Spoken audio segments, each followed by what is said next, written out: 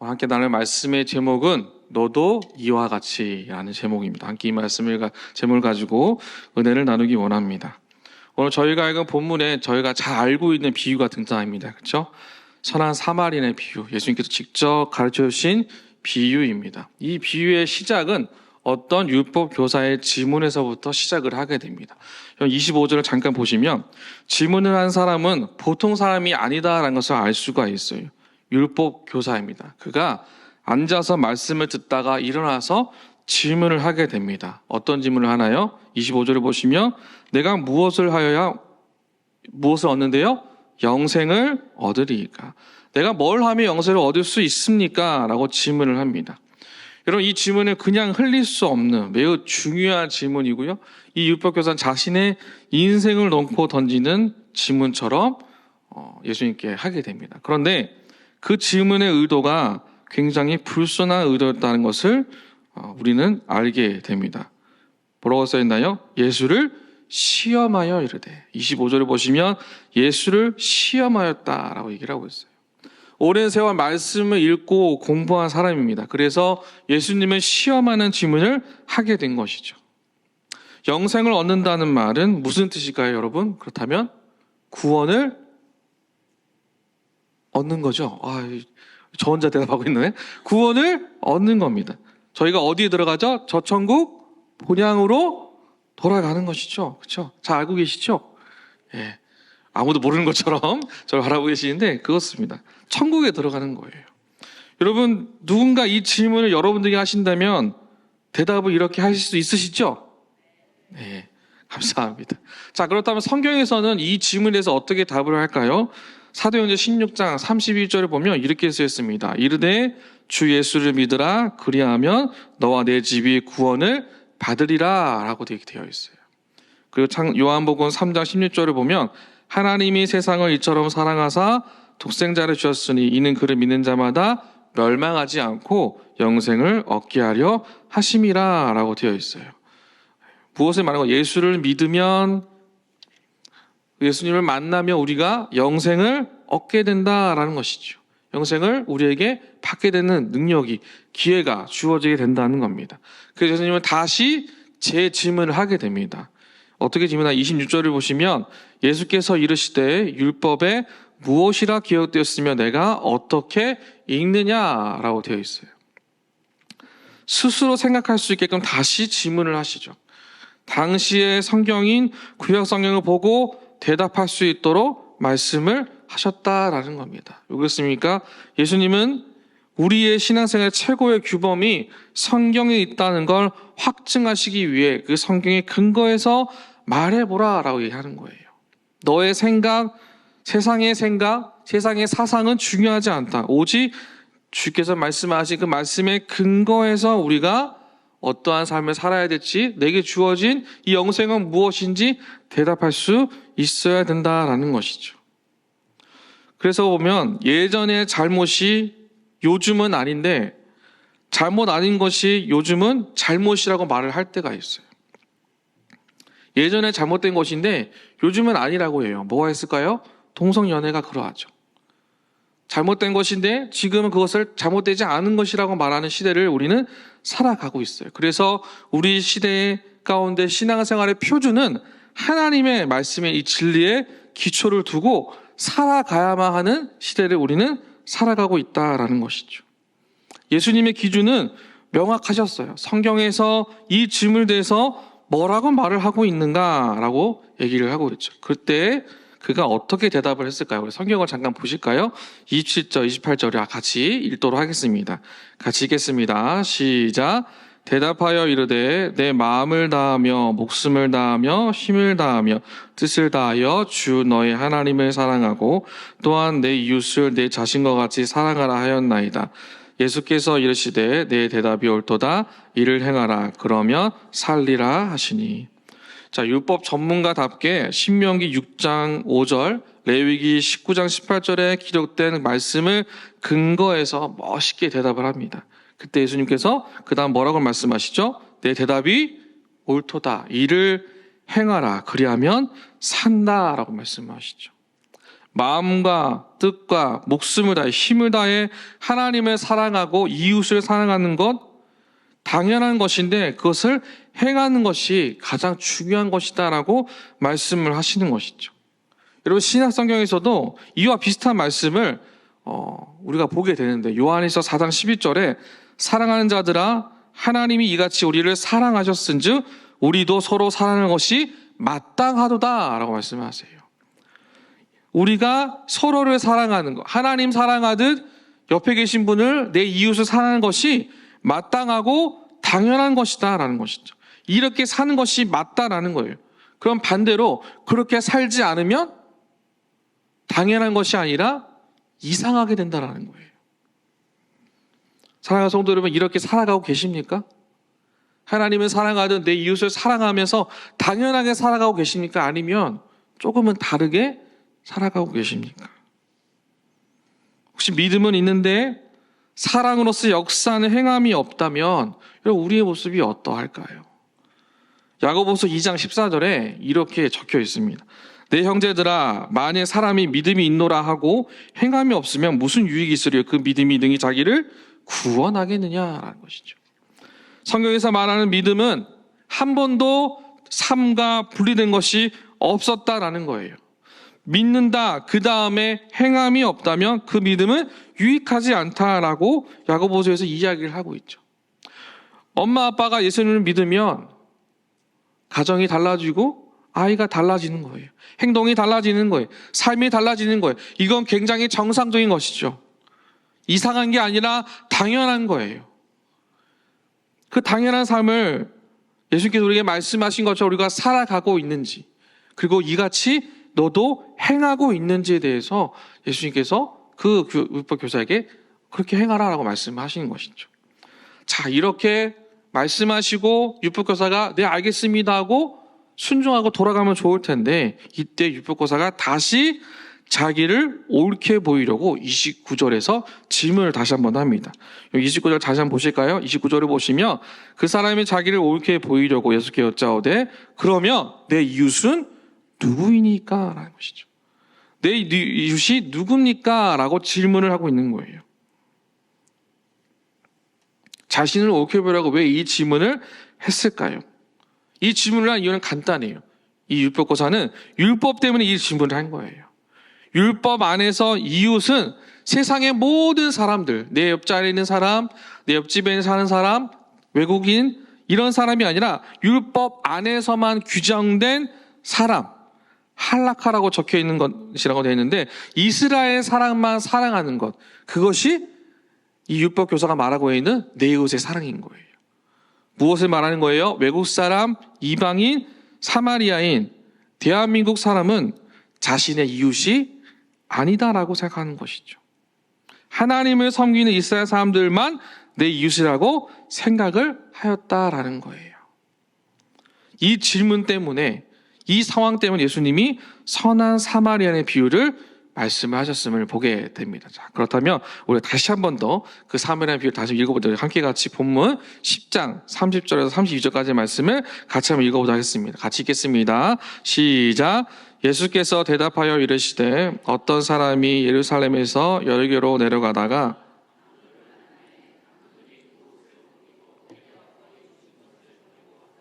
마침 한 제사장이 그 길로 내려가다가 그를 보고 피하여 지나가고 또 이와 같이 한 레위인도 그곳에 이르러 그를 보고 피하여 지나가되. 여러분, 당시의 시대, 예수님의 시대에는 옷이 참 귀했어요. 옷이 매우 값진 물건, 재상 목록의 첫 번째가 되는 게 옷이었어요. 그래서 강도들이 이 옷을 벗기고 많이 때려서 죽기 직전까지 만들어 놓고 도망을 간 거예요. 그것을 제사장이 지나가는데 봤지만 피하여 지나갑니다. 있을 법한 내용이어서 율법교사가 본문을 보시면 아시겠지만 반박하지 않아요. 근데 레위인이 그것을 지나가다가 어떻게 했나요? 또다시 똑같이 피하여 지나갔어요. 둘 다 왜 그랬을까요? 둘 다 그렇게 한 이유는 뭐 때문에? 율법 때문인 거예요. 자신에게 정해진 그 질서 때문에. 율법에 시신을 만지면, 시체를 만지면 부정해서 물로 씻어야 하고 저녁까지 성물을 먹을 수 없고 제사장의 직분을 감당할 수 없고 하루 종일 격리되어 있어야 한다는 그들이 가진 신앙스러운 규칙 때문에, 자신 안에 있는 신앙스러운 규칙 때문에 하나같이 피하여 지나갔다라는 거예요. 그리고 33절에 사마리아 사람이 등장을 하게 됩니다. 34절을 보시면 어떤 사마리아 사람은 여행하는 중 거기 이르러 그를 보고 불쌍히 여겨 가까이 가서 기름과 포도주를 그 상처에 붓고 싸매고 자기 짐승에 태워 주먹으로 데려가서 돌보아 주니라. 한 사마리아 사람은 피하여 지나가지 않았어요. 뭐라고 얘기했어요? 보고 불쌍히 여겼다라고 얘기를 합니다. 불쌍히 여겼다는 거. 이 불쌍히 여기다의 원어는 스프랑크나인데요. 원형이 프랑큰이 좀 아니에요. 이거는 기억하지 않으셔도 됩니다. 이 단어의 뜻이 무슨 뜻이냐면 간절히 열망하다예요. 열정을 갖는 거예요. 이 사람이 다친 거에 대해서 내가 열망을 갖고 치유하고 회복하기를 원하는 그 간절한 마음을 그가 가졌다라는 거예요. 심장이 끊어진 것 같은 강한 연민을 느꼈다라는 것이죠. 왜 그렇습니까? 생명이 죽어가고 있기 때문에. 불쌍히 여기지만 하지 않고 올리브 오일과 기름과 포도주를 발라서 자기 짐승에 태워서 주막까지 가고 밤새 돌봐주었어요. 그 다음날 이 데나리온까지 더 주어서 이 사람을 잘 챙겨달라고 책임을 지겠다고 부탁까지 하고요. 35절을 보시면 비용이 더 나가면 내가 갚겠다라고 얘기를 하시죠. 얘기를 합니다. 이 비유를 주님께서 말씀을 하세요. 말씀을 하시고 다시 질문을 합니다. 36절, 30절 보실까요? 30절 보시면 내 생각에는 이 세 사람 중에 누가 강도 만난 자의 이웃이 되겠느냐? 이르되 자비를 베푼 자니이다. 예수께서 이르시되 가서 너도 이와 같이 하라 하시니라 라고 되어 있어요. 율법교사 질문이 뭐였죠? 내 이웃이 누구입니까? 라고 했죠. 내 이웃이 누구인가요? 라고 질문했을 때 예수님은 그 질문에 질문으로 답을 하신 거예요. 너는 어떤 이웃이 되고 싶은가? 너는 누구에게 이웃이 될 것인가? 그리고 이 세 사람 중에 누가 이웃인가? 라고 질문을 하고 있다라는 것이죠. 여러분 성경을 잘 보시면 율법교사는 끝까지 사마리아인이라고 답하지 않아요. 뭐라고 답을 하죠? 30절을 보실까요? 성경을 보시면 30절에 자비를 베푼 자니이다 라고 얘기를 했지 사마리아인이라고 답을 하지 않아요. 여기서 정확하게 이 율법교사의 한계가 있다라는 것을 예수님이 보여주신다라는 것이죠. 근데 여러분 이 한계가 저와 여러분의 한계일 수 있다라는 거예요.